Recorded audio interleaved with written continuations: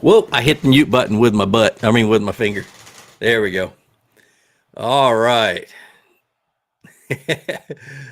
Let's see. All right, everything's adjusted. Yeah, that was a pretty big fish today. Brett, thanks. I appreciate it. Yeah, it was low eights or high eights, low nines. That was a football, 23 and 3/4 inches long, and just absolutely built like a tank. Great, great, great fish. Goodness. Yeah, I've got this there's a button right here on the front of my microphone that's real easy to hit. I don't know why they put the mute button right there. I guess it's for like gamers or whatever else so they can get to it real quick. Anyway, not a gamer.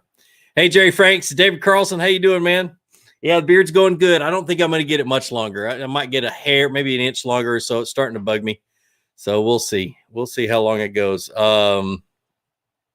But yeah, everything else is pretty good. We're going to do here in just a little bit, we're going to do draw the last or the next to last two winners for the Stuck on Fluke contest or giveaway.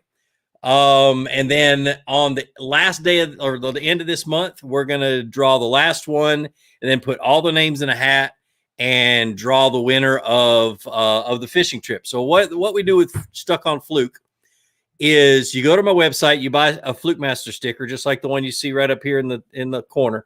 You get yourself a Fluke Master sticker, stick it on something, take a picture of it, put it on Instagram, hashtag, you use hashtag Stuck on Fluke, and then tag me in the picture so I can find it pretty easy. And then I'm supposed to once a month pick a winner, and I've been horrible at it. I've also got several guys I've got to send gift cards to because we got all that squared away with my website. But I feel bad about that. I got no excuses. I was slacking. But anyway, we'll get all that taken care of. Hopefully tonight. As soon as I get off of here, I'll send everybody the gift cards. I need them now that I have coupon codes and everything else. So Sam, don't start that early. You're gonna freaking screw up the whole thing. Thanks for the $100, brother. I appreciate you. Golly, you don't need to do that. Man, oh man. But I am coming up there to hang out with you. If you're going to donate that much, you deserve to have somebody come hang out with you. But like I said, here just a few minutes, I've actually had one of my kids pick two winners because I wanted to make sure it was random. And then they handed them to me. So, but videoing's going pretty good. Getting back to the swing of things, I've kind of changed my priorities a little bit. These tournaments are really, really fun. They just get in the way of shooting videos. So my deal is that I go shoot a video in the morning, first thing in the morning. This is how bad it is.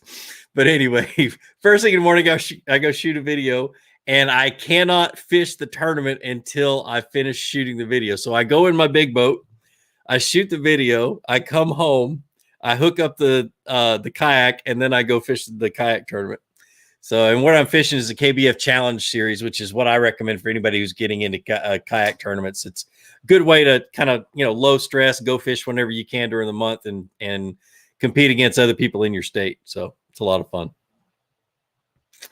A lot of fun. How many people? We got 120 people on here. All right, I'm going to go ahead and announce the last two winners. Like I said, these were randomly picked by my kid because one of them just happens to be a friend of mine. And didn't want anybody to think it was rigged because it's not.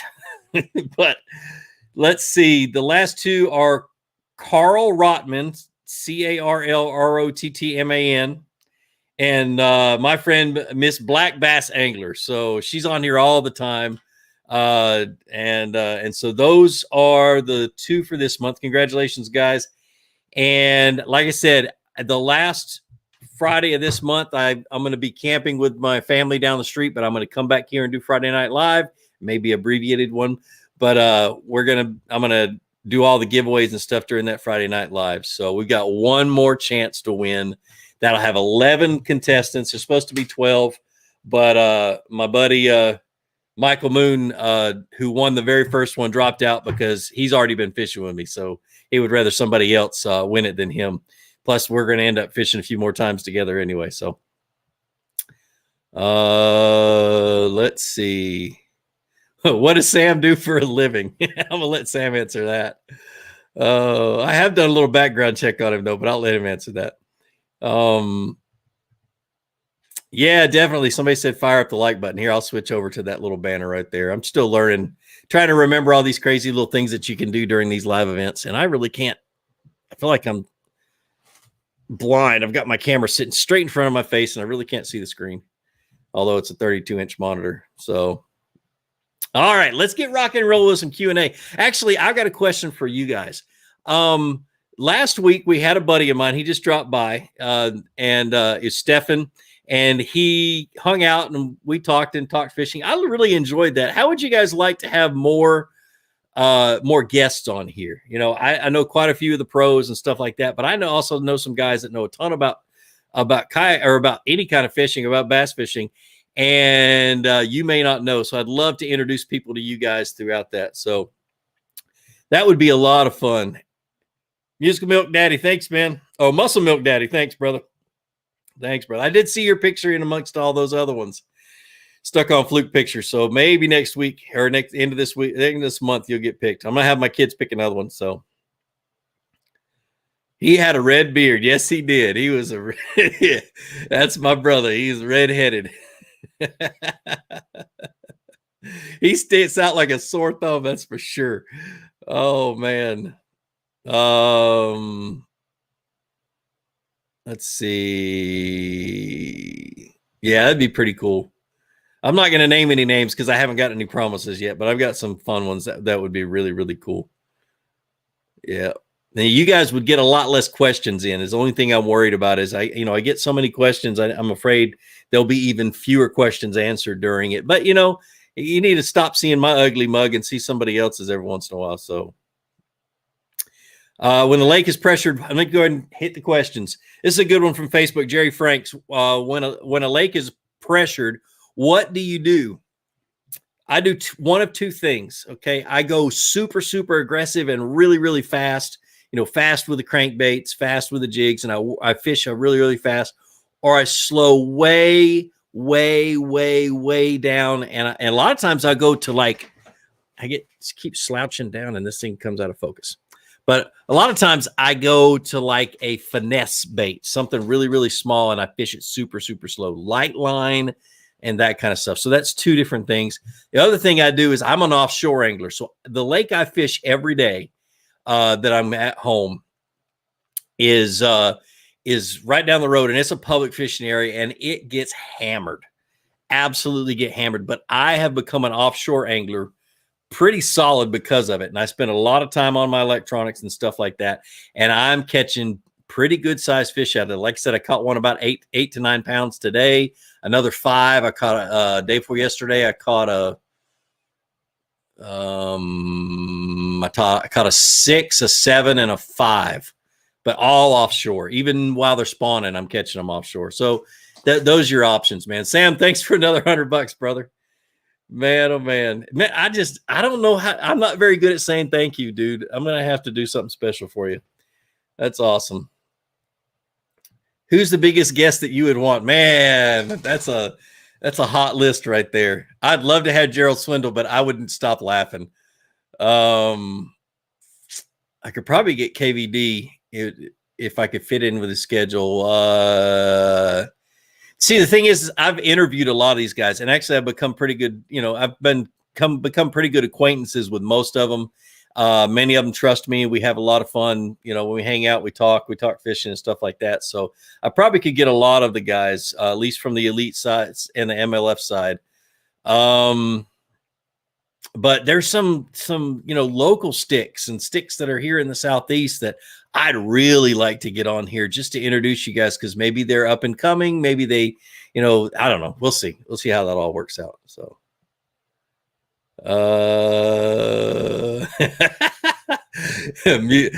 Muscle Milk Daddy says, I see those beard products for that thing looking good too. Man, they smell good too. That's what my wife.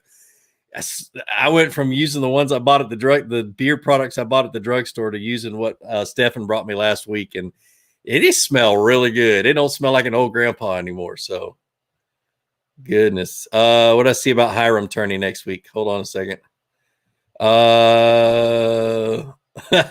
Hey, Hiram turning next weekend. Hop on a plane and come out. You know how close I'll be.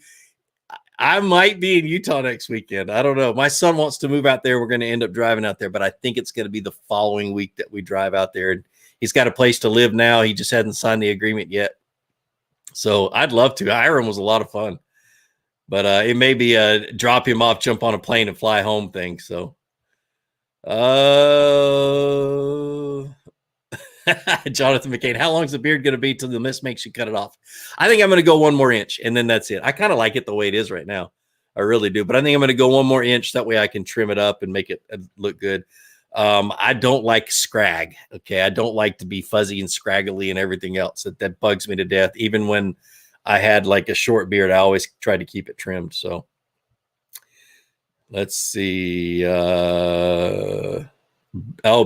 That would be a good one too. Definitely. I'll have to talk to him. He was being real cautious at the beginning of the season about COVID and that kind of stuff. I talked about fishing with him, talked to him about that. And I don't blame him. He gets it. His season is over. So I totally understand it. So I may wait till the end of the season and maybe him and I go out and do something. So I'm going to go start fishing at other places where I can get a cell signal and start doing live videos from there. Mark Zona would be a good one. He'd be pretty easy to get. At Defoe, I don't know him very well, but I could probably get to him through a couple of friends.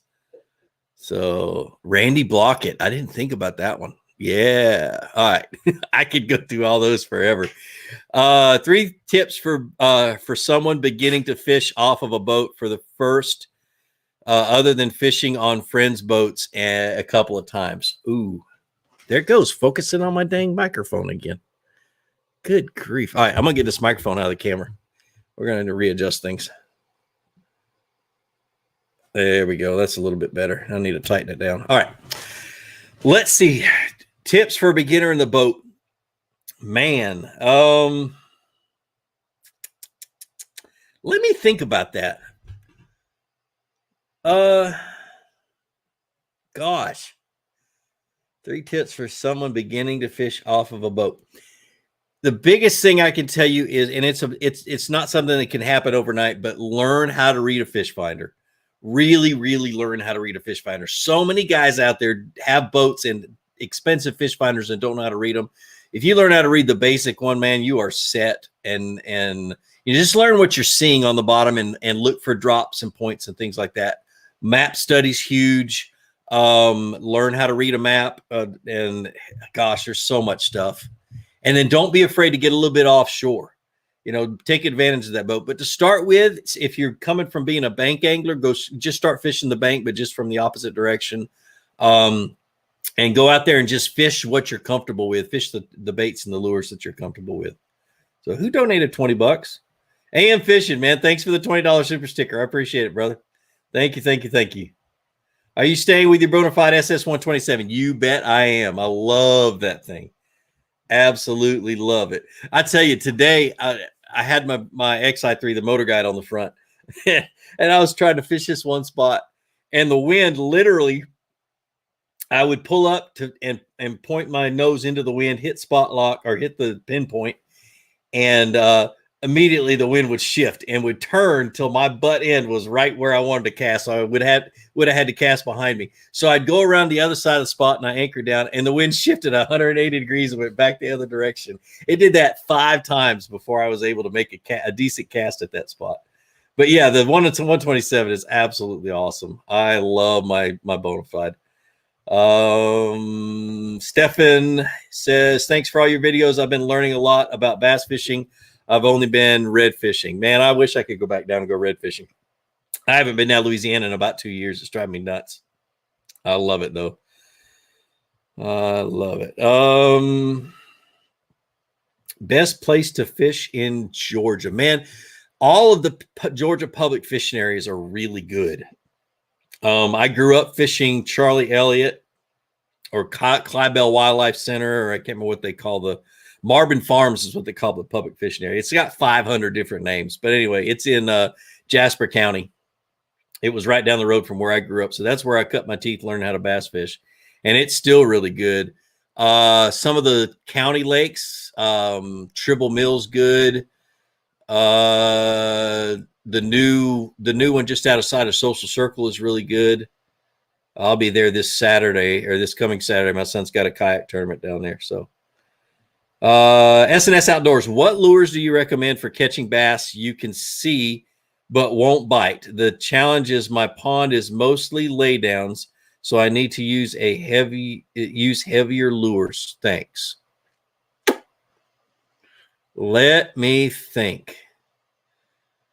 The best thing to do is try not to let them see you. Wear camouflage if you're bank fishing. But the other thing would be, oh man, I just would throw a Texas rig on like a 1/4 ounce weight and something that can get down into those laydowns and stuff like that. But stay low, stay camouflaged. Try not to make your splash, make too much of a splash. And then if you can get a low cast and light splash, that'd be great. Trying to think of anything else. Then don't try to see them. That's the biggest thing, because if you can see them, they can definitely see you. So Gene and Johnny Schultz together, goodness gracious. Now tactical bassing could really work. So I might be doing something with Greg Blanchard next month. Matter of fact, I got off the phone. We may be staying in a house together during the Bass Nation Kayak Series Championship in Texas next month. So definitely you'll see me and Greg Blanchard doing something together. We'll probably do a Friday Night Live. That's as a matter of fact. No. Yeah. Well, no, it'll be a different, we'll do a live event, but it probably won't be on a Friday. So, because we'll be out of the house by Friday. Let's see. All right. Let me get caught up with some questions. What's the best soft plastic for this time of the year? I love small creature baits this time of the year. As the water temperature gets warm, when it starts to get 75 and stay 75 and higher, I start dragging a worm.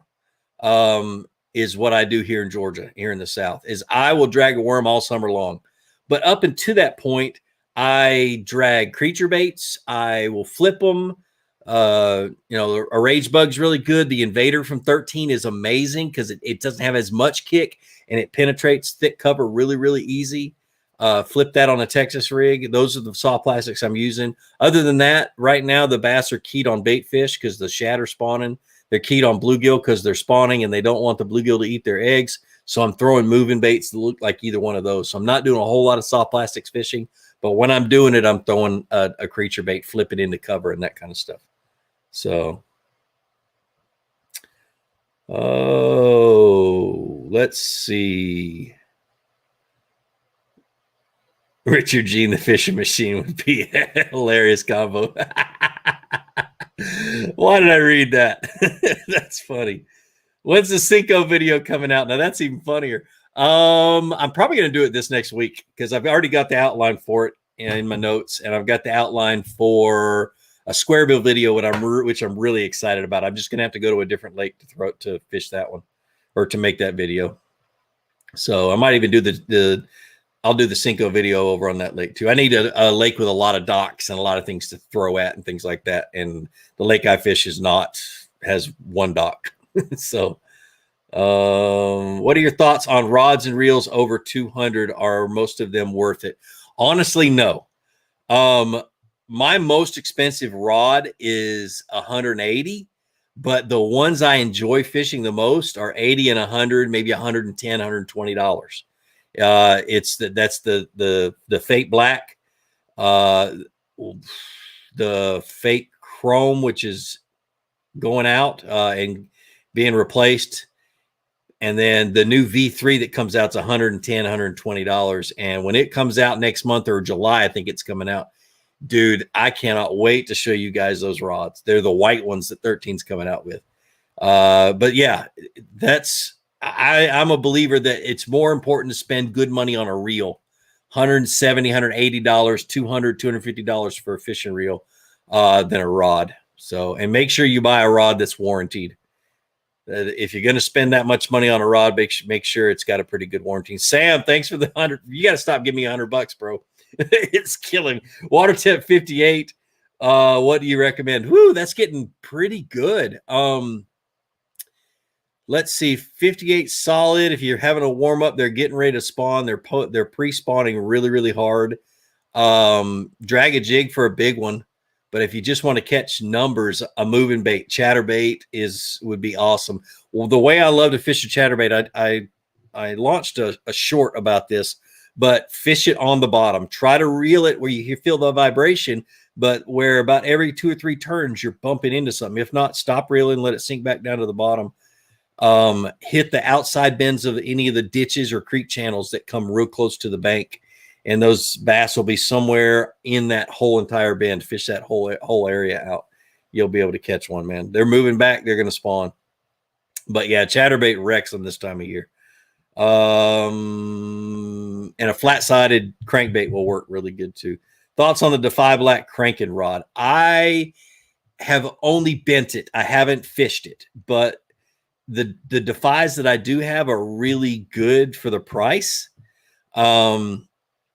I noticed a difference in like the handle and stuff because they do have to save money because it is an inexpensive rod. But the blank itself is a really, really good blank. And Ricky makes great cranking rods. He's not going to put a rod out there and say that it's a moderate action if it's not. So I promise you that's going to be a pretty good rod. I'm going to get some and play around with them. They just haven't had them in stock, and I've been looking to order some. So what I do is I get a budget every year, and I go on their website and I buy the stuff off of that budget. Of course, I get a discount, but and so I try to buy the things that I want to try to tell you guys, so I can show you guys and tell you guys about them, and that's one of them. So, what bullet weight do you recommend for a Texas rig? Any bullet weight really. I always start with a 3/8 and go down. 3/8 is just what I'm comfortable with, but anywhere from 1/4 to 3/8. If I'm going to throw a 1/2 ounce, I'm either punching something or I am trying to fish really, really deep and drag slow and trying to keep it on the bottom. But rarely ever do I fish very, very deep. So when I say very, very deep, 20 foot plus. So would you rather match the rod with the hook, wire, or weight?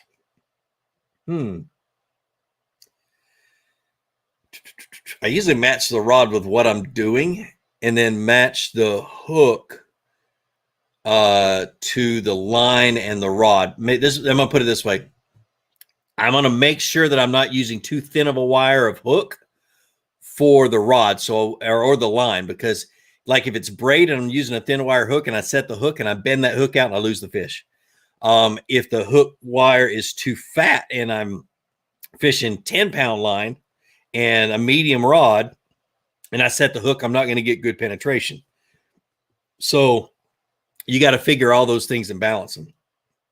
So I don't ever look at the recommended weight of a rod anymore, or of the bait on the rod anymore, what's written on the rod. I don't look at that. I kind of say, okay, this is a medium heavy, and I need to do this. So for instance, right now I'm throwing a chatterbait on a medium heavy fast rod with 20-pound test fluorocarbon.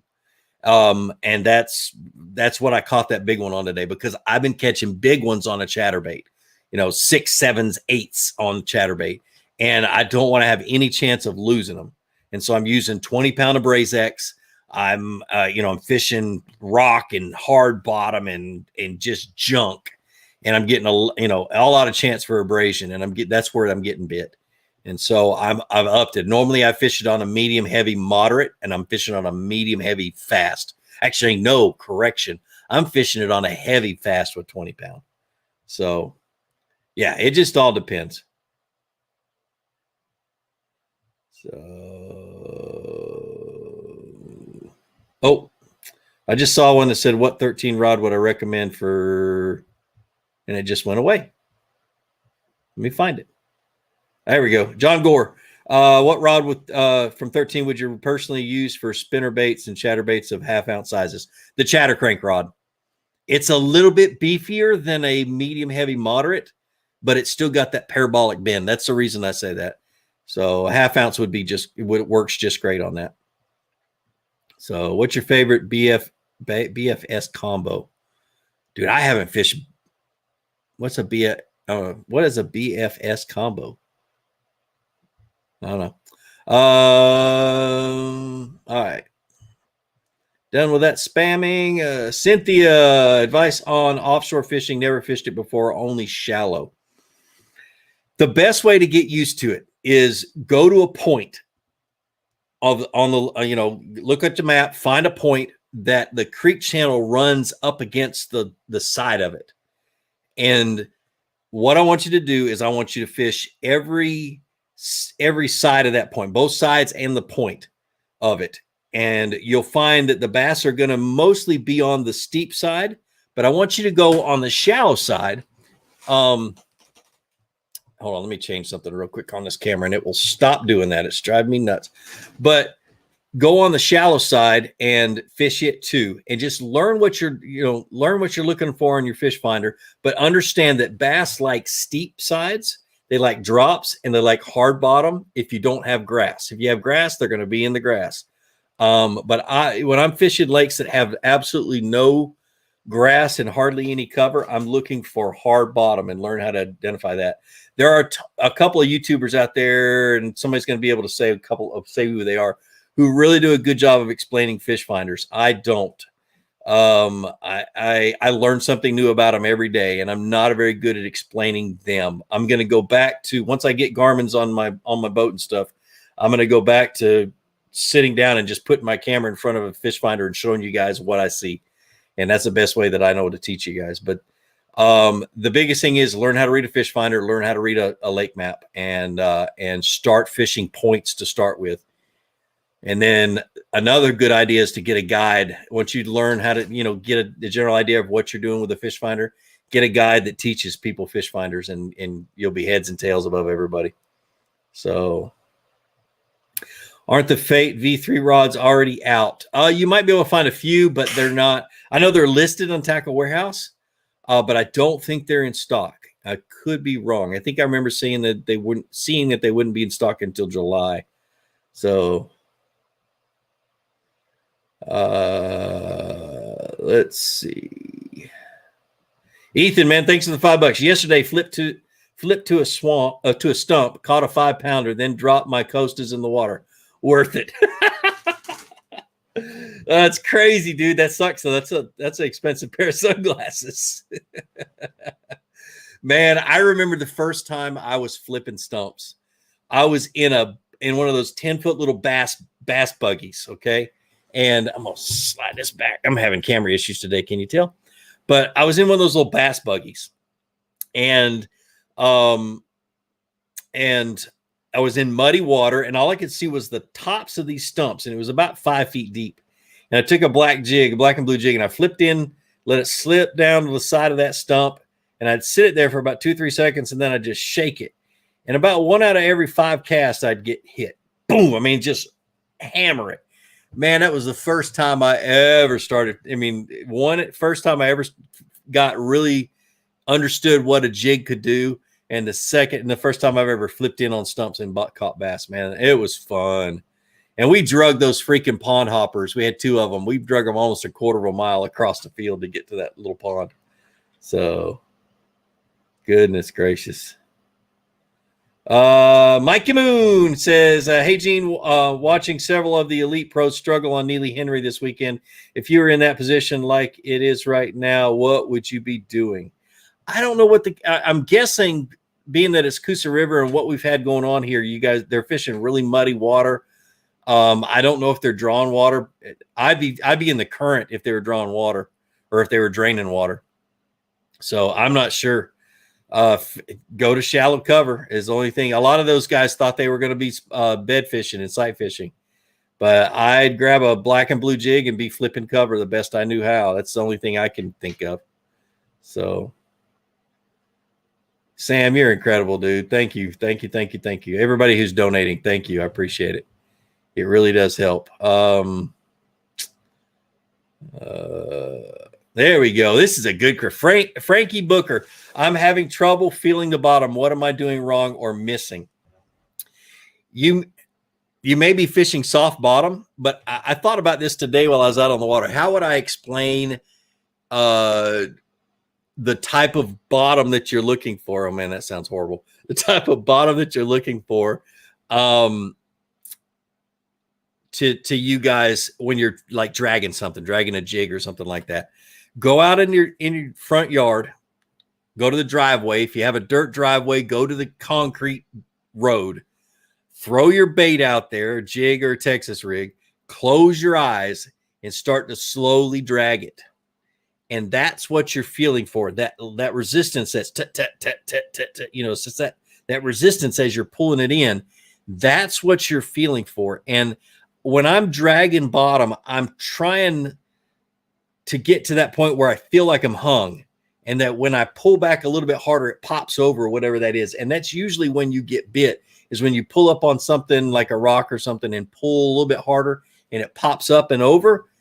That's when you get that reaction bite. So awesome. Good question. Kevin, thanks for the $5. He says, have a small club tourney on a very big lake in southeast Pennsylvania. I have 55-pound thrust. I can only reach quarter of the lake in my 8-foot boat.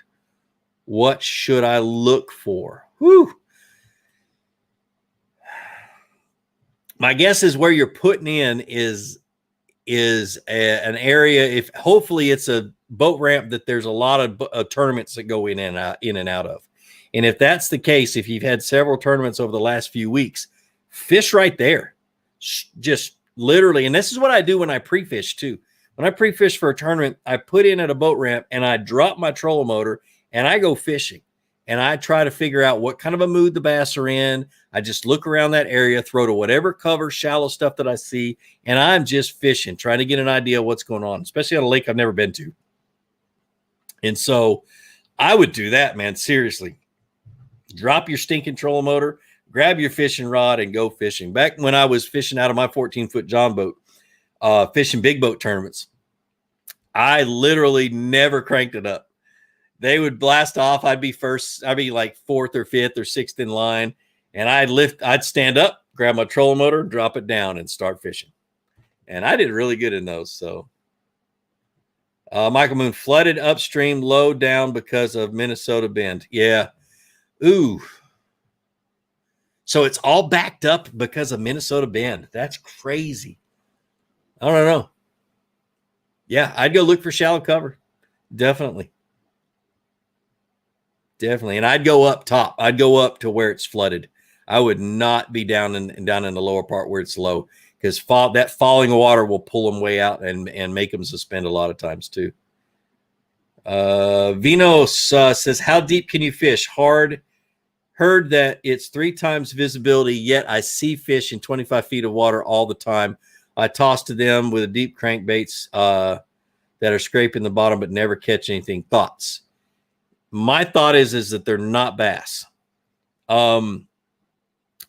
They like to be the depth that they're most comfortable at. I'm not saying they're not going to be deep, but the depth that they're most comfortable at is about 3 times or 2.5 to 3 times deeper than what you can see a white bait in the water, is where I would concentrate. I usually let the bait fish tell me. I'll go out and I'll use my fish finder and find pods of bait fish in deep water. And I just look for a bunch of them and see what average depth that those bait fish are at. And then I go to the bank and look for cover at that depth. And that's when I'm fishing, cover and structure at that depth along the bank, or out in the middle, depending on how deep everything is. But anyway, best thing that I would say is just do that. Don't worry about fish you see really, really deep. If they're not in that 10-foot depth range that the bait fish are at, they're probably not going to bite, even if they were bass. So deepest I've ever caught a bass was 53 feet on a bluff wall on Lake Altoona with a drop shot. So you can catch them deep, but that's a super, super clear lake. So hey, Grizzly Adams, have you found a good soft plastic management system for your kayak? Yeah, I got one KVD speed bag, plain old KVD speed bag, and it has a divider in the middle, and I have my creature baits here and my worms here. And then I have another small one that I keep that just has my trailers in it. So I keep 2 bags in my kayak. And really simple, easy. They fit right behind my seat. And but yeah, that's how I do it. Definitely. And literally I only have I'll change them out all the time, just like I do my lures or my tackle that's in my box. I change them out according to the clarity of the lake that I'm about to fish and stuff like that. So I have a bigger box in my truck that's full of soft plastics. So,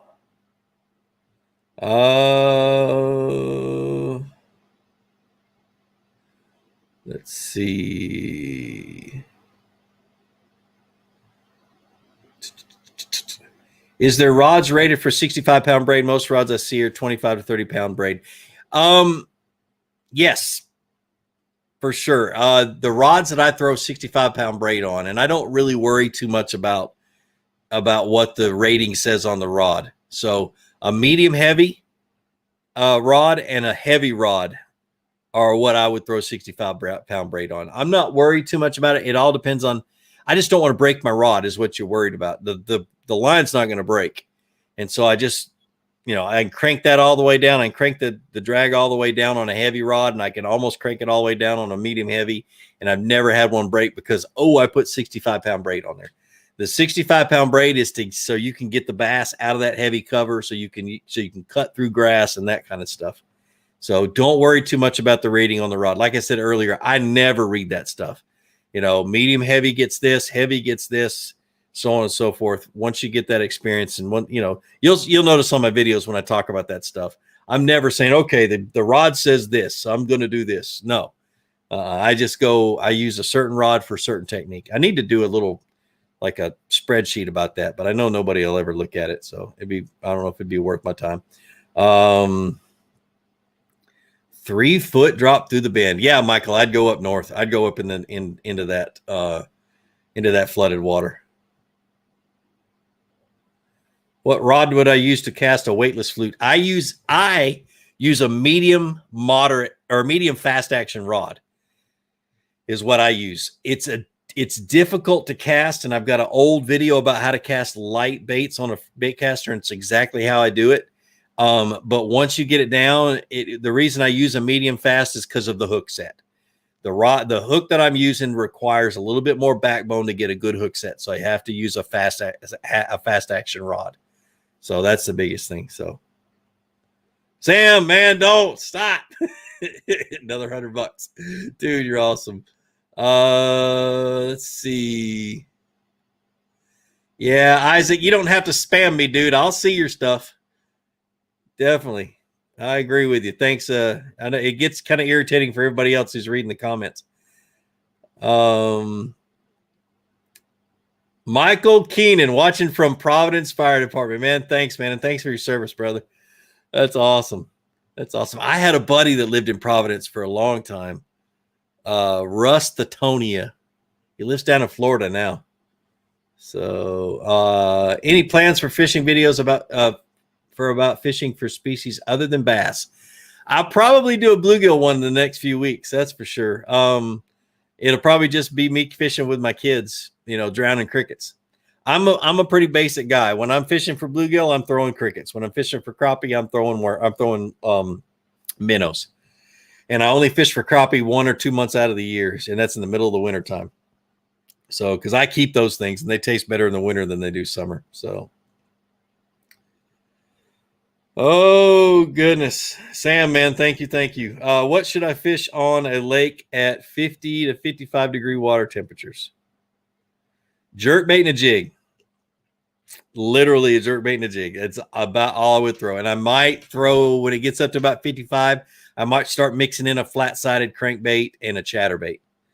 But 50 to 55, it's still fairly chilly, and a jerkbait's working really, really good. So, and a lipless crankbait will work really good if you got grass in your lake. Sam, can you send me some money? I've always learned. Now I'm gonna bust your balls, Jay. I really am. I'm one of those guys that when I wanted money, my daddy made me work for it. That's what I've always thought about, man. Dude, you got to work for that kind of stuff. Love it. Thanks, Sam. Tommy Luck, love the videos, man. Digging the beard. Thanks for what you do. Appreciate it, man. You should see it when it gets all nasty. Oh, it drives me nuts. Goodness.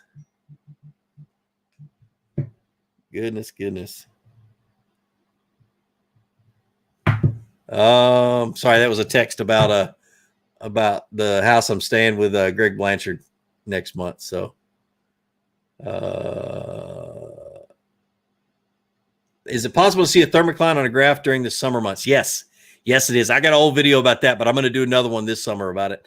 As it gets warmer and warmer, that thermocline will get deeper and deeper. You just turn the sensitivity up on your graph and you'll be able to see it. Down imaging, you can see it almost all the time.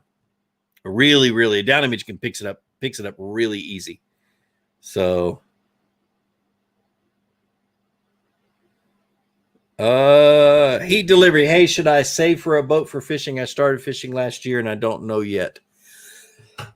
It never hurts to save money for something. It really does. It doesn't. So I'd save money, but and by the time you're ready to make that decision, boat, kayak, whatever you want to do, definitely. But I'm always saving money for something. And definitely, I'm about to spend a whole lot of money on something that I've been saving for a while. So,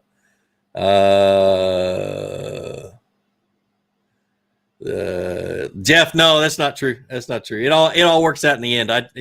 I checked up on Sam. He donates every single week. The first week I freaked out. Now I'm just like, man, I'm not going to lose my concentration over it. So, does frog color matter? The top does not. The bottom color does.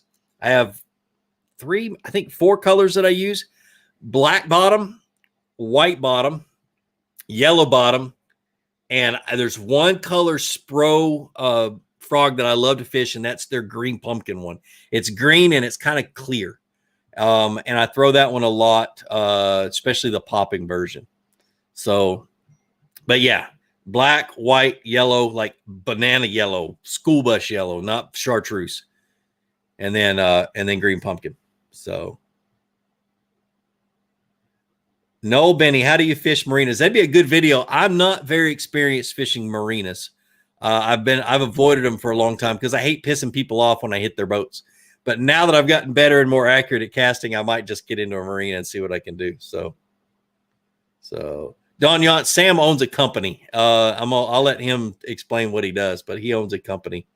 And if I remember correctly, it's like a soap company or something like that. But he owns a company. So,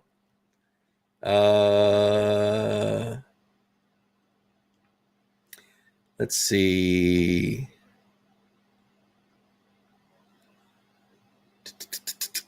Goodness. Do I like Daiwa or Shimano reels? If I had to pick, but I'm sponsored by 13 Fishing. But if somebody held a gun to my head and made me pick between a Shimano and a Daiwa, I'd pick a Daiwa. So I've never been a Shimano fan. Nope. So I always pick up a Shimano reel and it feels like it's more expensive. You know, it just, if the one I'm holding in my hand is never worth what the price point says. And I've put a lot of reels in my hand. So,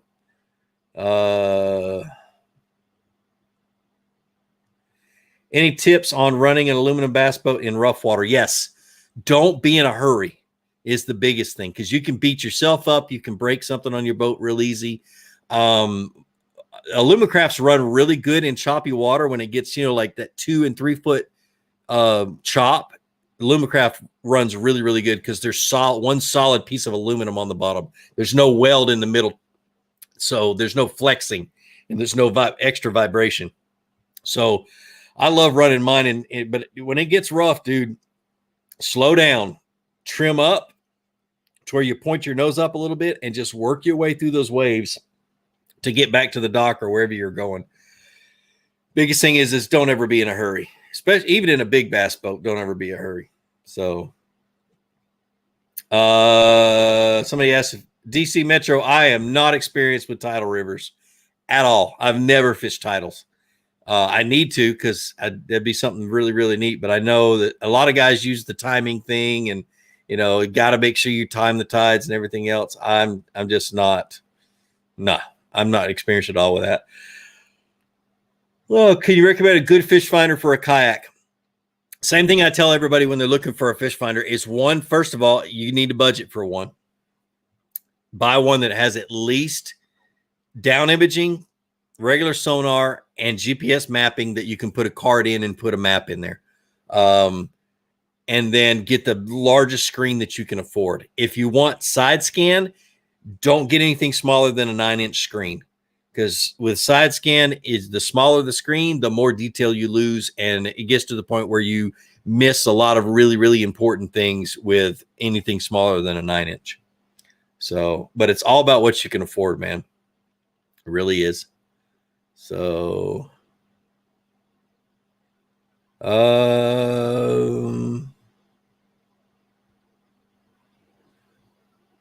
man, the comments just keep popping and skipping, and it's hard for me to stay on one.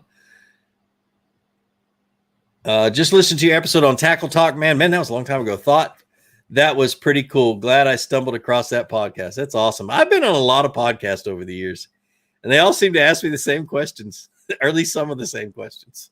How did you become Fluke Master? Or where'd the name come from? I hear that one a lot, but I don't mind. Is it possible to fish deep without an anchor or spot lock? Yes, it is. It's very difficult in the wind. In the old school days, we used triangulation, which is, you look off you find your spot, and then you look off in the distance and line up 2 things over here, and look off in the distance and line up 2 things right here. And then if you remember that, you'll always be able to find your spot. So I'll give you, for instance, I was fishing with Ryan years ago. He was in high school. We were fishing the Georgia Youth Bass Fishing Federation. And he needed 1 more fish to finish 5. And I knew where this brush pile was in 16 feet of water. And it was 200-300 yards off of the bank to the left, and about 500 yards off the bank over here. And I said, all right, Ryan, what we're going to do is we're going to line up this flagpole with the back corner of that house right there. And we're going to go straight towards that. And as we're going straight towards that, we're going to look off to the left, and we're going to line up that tree right there with the left door jamb of the house that's on the point. And when you get to that point, drop your bait. And literally, he's looking at the fish finder, looking there. He lined up, dropped his bait. And as he released his drop shot, the brush pile showed up on the fish finder. And he dropped it down, shook it twice, caught a fish, and we had like a minute and a half to get back to weigh in. So that's triangulation. That's the way we used to do it. In the wind, it's just a matter of staying in that one spot. Oh, and marker buoys. I used marker buoys all the time. I would throw them out next to the boat, and I'd try to stay somewhere close so I could make that same cast over and over again, But man, you get worn out now. I'm so spoiled with pinpoint on that motor guide. I am so absolutely spoiled. I reckon Gene's gonna end up with a soap brand on the side of his kayak.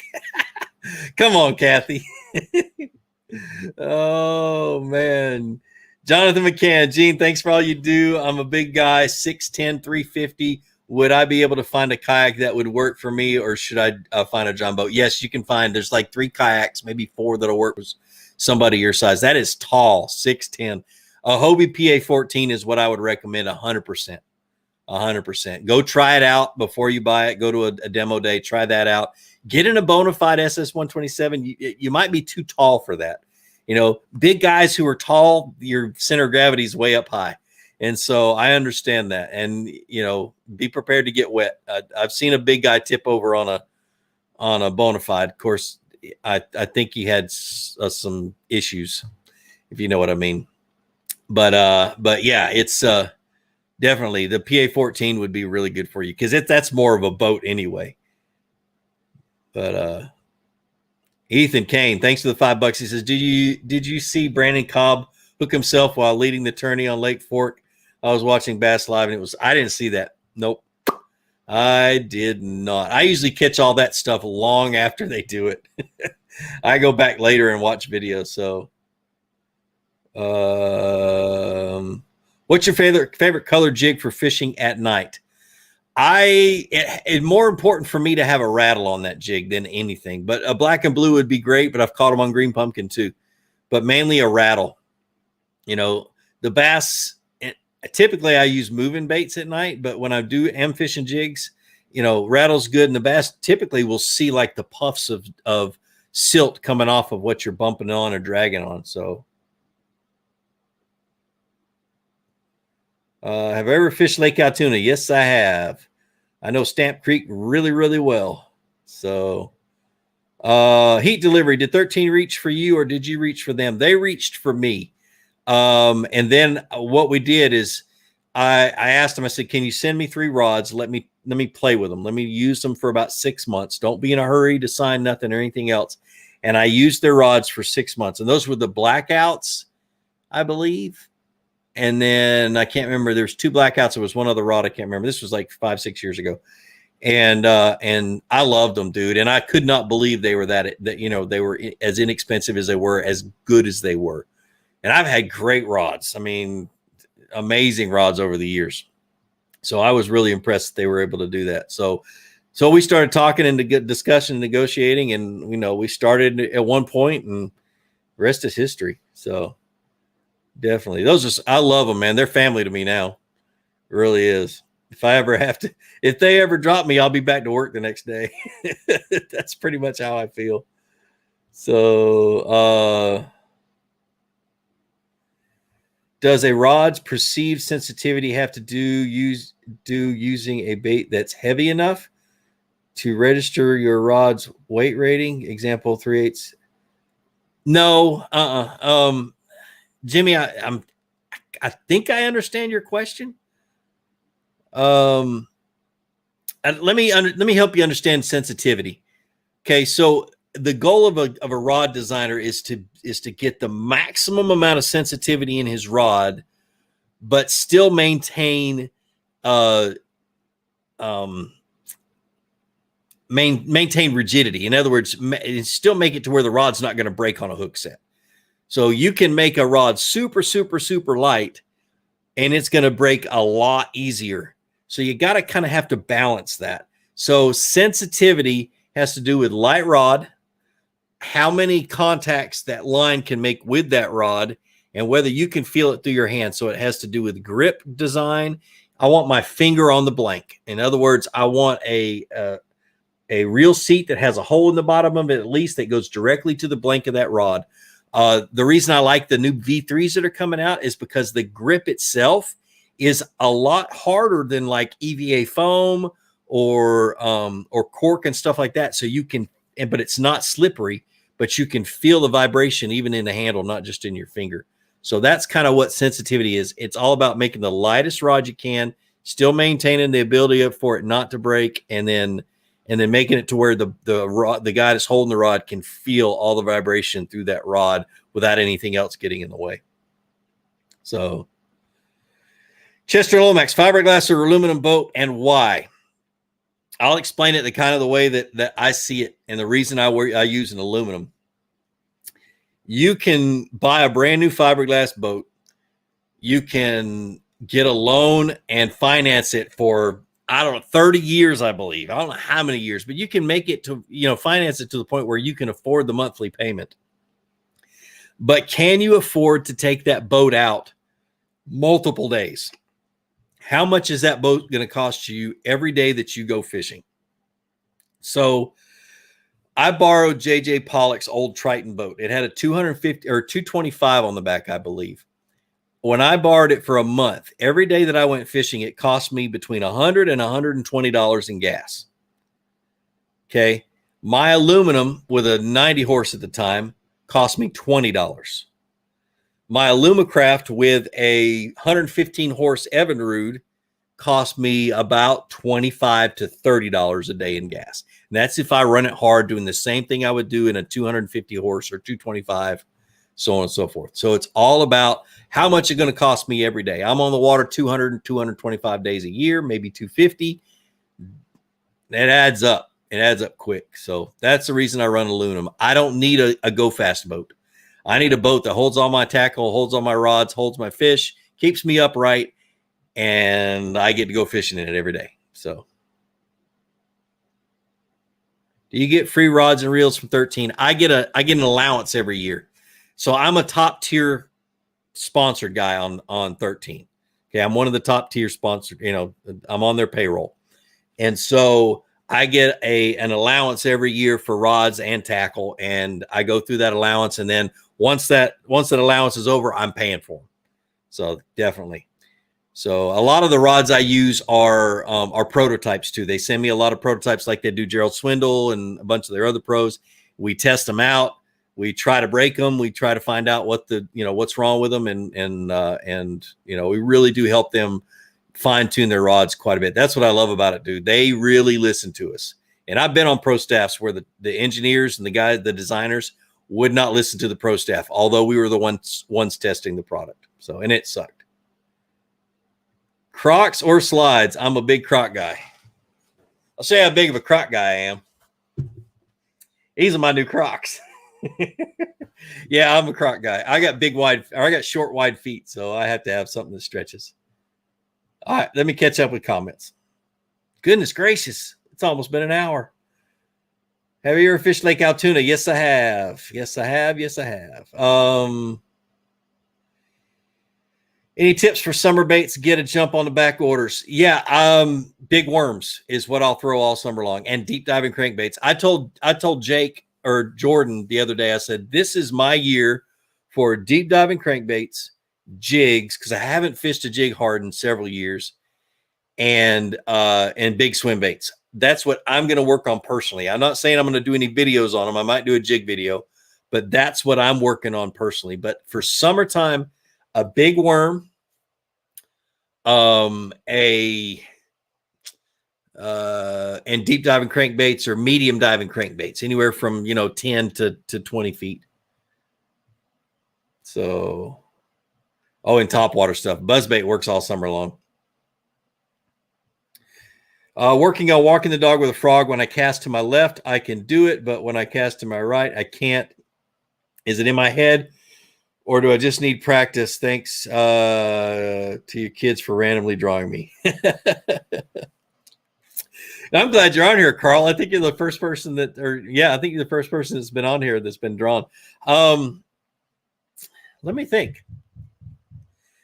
The biggest thing to understand about frogs is, you got the spooks, and when you walk a spook, it's a pretty long movement with your rod. The tip of your rod moves quite a bit. When you walk a frog, it is like a third of that. Just tap, tap, tap, tap. It's just a little bit of a walk. So it might be the way that your wrist is working. I guess that's what I'm thinking. Is the biggest thing. But I'd have to see it happen to do that. Maybe you'll win the drawing at the end of the month, and I will be able to work on that. But the biggest thing is your distance that your tip is moving. That's why I love a short frog rod, because I'm always walking a frog. And the shorter the rod, the easier it is to move that just short amount. The longer the rod, man, you just barely have to tap your wrist, and it's hard to make it. It's hard to move your wrist just that little bit. So definitely. So let's see.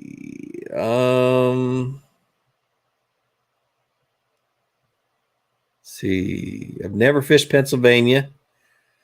Trolling motor ideas. I have a Key West 15-foot skiff, boat price range about $500, 15 foot. You wouldn't need to go over a 12 volt. I always say, get the biggest motor that your boat can handle, or biggest one that you can afford, mainly because of the way we used to fish. My 14-foot John boat had a 50-pound thrust trolling motor on it, because I would fish that thing in heavy wind. Of course, I installed a pedestal mount and everything else, so I wouldn't fall out of the daggum thing.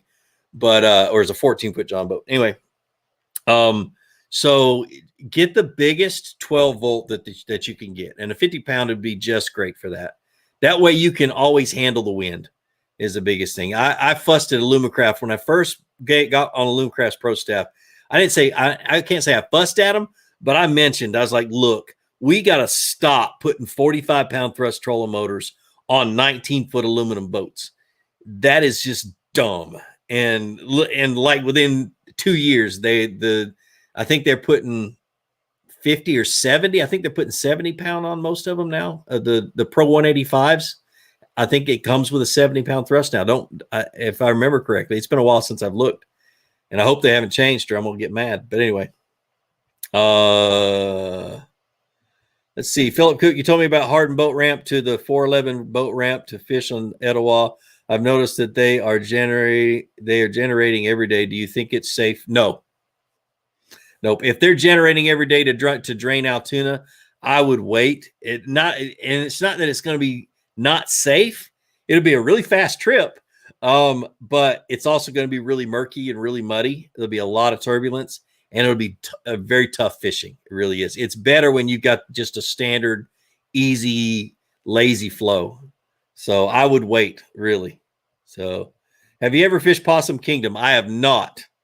I have not. I will be fishing it for the Bass Nation Kayak Championship a few days before the Bassmasters Classic. So hopefully I'll get up on stage at the Bassmasters Classic and get awarded a nice little chunky check. So that'd be nice. But I'm going to go and have fun anyway. So do you think Hydrowave works, or is it worth it? I had one on my boat for 4 years, and I can tell you this. If there were bait fish in the area, it worked sometime. If there weren't any bait fish in the area, it never worked. When it died, when it finally wore out, I'd never bought another one. So that's kind of how I feel. So Gene versus Debo, that'd be funny. Would a tracker boat be a good boat for a beginner's first boat? Yes, a tracker is a great boat. It's just not the most. It rocks a lot more than like a lot of the other aluminum boats. But you're going to pay extra for those aluminum boats. So if a tracker falls in your budget and a wider aluminum boat like a Crestliner or a Lumacraft or something like that doesn't fit in your budget, then get a bass tracker, dude. It's better to be out there fishing than sitting there waiting to go fishing. It really is. So good question. Thanks, man.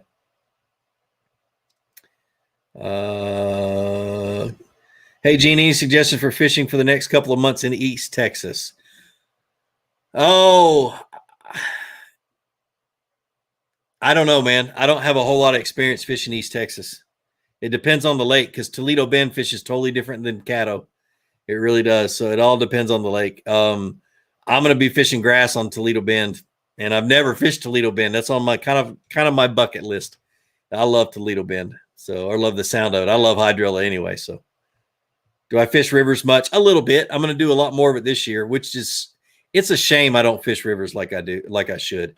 I've got the Oostanula, the Etowah that come together and make the Coosa River, literally 15 miles that way, right there. I've got some really good fishing, and I don't go do it. And I got kayaks and the whole 9 yards. I don't know. I need to start doing it more. And I got a really nice creek right here too to go fishing. So, any tips on rocky clear lakes in the mountains this time of the year? Clear rocky lakes. I'm going light line. I'm going shaky head drop shot and fish pretty deep. Don't be scared to fish 15, 20, 30 feet deep, depending on how clear it is. I don't know what clear to me is 4 to 6 feet and more. Clear to somebody else is going to be something totally different. But for me, 4 feet starts to be clear. And as far as you can see a bait, the bass can see 3 times further. So I wish I could pronounce your last name or your first name, Selwyn Junebug Cooper. I like the nickname Junebug. Awesome. Andy Leonard, what's going on, man? Any suggestions on how to get the wife on board to get a boat? I am the wrong person to ask that. My wife was not happy with my fishing until I started making money doing it. It was one of those things. It's like a switch too. I hope she's not watching. No, she's watching them. She's at watching a show with her sister right now. So it was like a switch. Literally, we'd fuss and have arguments that I was spending so much money on fishing and filming and everything else. And I kept telling her, look, this is something coming that's just going to be great. Cause I'm literally one of the first YouTubers that did fishing, seriously. And so one of two, and me and Nick, the informative fisherman, were the two. And then slowly came behind was Lake Fork guy, was shortly behind us and that kind of stuff. But anyway, so I'm like, this is going to be big. I don't know how long it's going to take or anything else. Just give me some time. And all the time. And the minute I went from being in the red to being in the black, she's like, when you going fishing? Huh? When you going fishing? Oh yeah, you can keep your boat. Don't sell it. She had me sell my boat once. I'm totally throwing her under the bus right now. She said, I need you to sell your boat because we were short on money. I said, okay. I put my boat online for like $6,000 more than what it was worth. This was the old Triton aluminum that I had. at least $6,000, and never told her. I was just like, you know what? If somebody wants to spend $6,000 more than what this thing is worth, then okay, we'll do it. But anyway, and I just lost power to everything. I lose power to this too.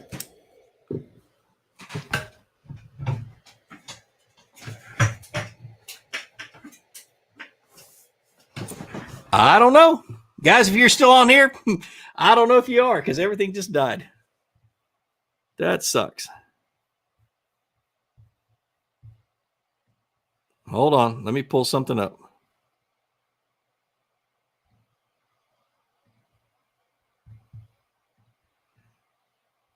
My monitor just died. So that's weird. I don't know if I'm still on here because I can't see anymore and I can't pull it over. But anyway, guys, like I always say, be sure to introduce somebody to fishing. Introduce them to my channel. Let me help you teach them how to fish. More importantly, get out of the water, go out and catch a fish, and have a great day. We'll see you, and I'm going to figure out what's going on. It's nuts. Yeah, I know I'm still live, Mike. I just can't see myself.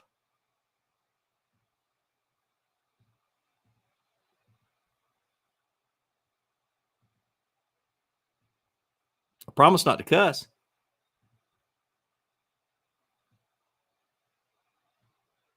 I know what I need to do.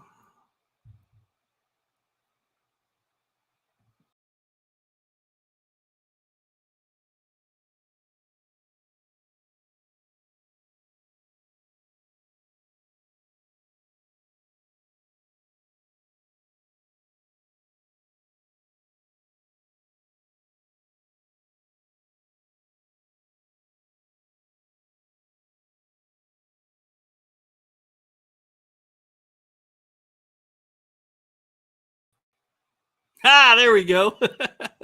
Oh man. So I've got a big 32-inch monitor right here, and it just basically just went black, and I don't know why. So I had to turn it off and turn back on. So anyway, guys, it has been an hour and 8 minutes. It's longer than I normally go. Real quick, if you're still on there, which 189 of you still are, we're gonna remember the Fluke Master giveaway. Go on my website, flukemaster.com, buy a sticker. And then stick it on something, take a picture of it, get on Instagram, post the picture, use the hashtag stuck on Fluke. And then the last drawing will be the same day that we draw the grand prize winner. And so we're going to take all 12 of the guys or 11 of the 12 guys that got drawn, or that were the monthly winners, and we're going to draw them out of a hat, and you're going to win a fishing trip with me, probably 2 days. I'm just going to come up there whatever days we can get together and go fishing. I'm going to drive to your house, pick you up, and we're going to go fish whatever local lake it is. So anyway, let me figure out what all went wrong with this, but you guys are awesome. I really appreciate you. Sam, thanks for the donations. Thanks for everybody else that donated. I really do appreciate it. But like I always say, be sure to introduce somebody to fishing. Introduce them to my channel. Let me help you teach them how to fish. More importantly, get out on the water. Go ahead and catch some fish and have a great day. We'll see you.